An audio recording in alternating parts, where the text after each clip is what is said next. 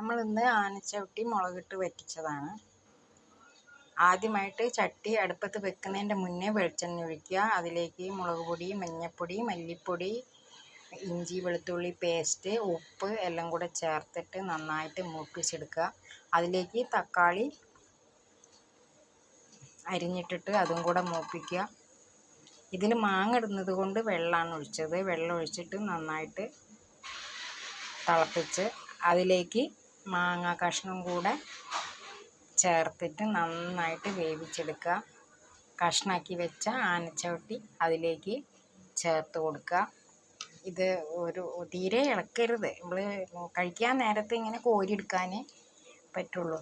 എന്താ വെച്ചാൽ കഷ്ണങ്ങളൊക്കെ ഉടഞ്ഞു പോകും കുറേ പ്രാവശ്യം നമ്മൾ ഇളക്കി കഴിഞ്ഞാൽ.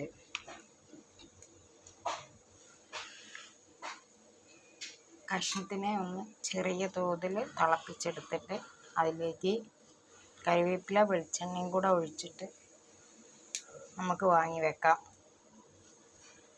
ചപ്പാത്തിക്ക്, വെള്ളയപ്പത്തിന്, പത്തിരിക്കൊക്കെ കൂട്ടി കഴിക്കാൻ നല്ലതാണ്.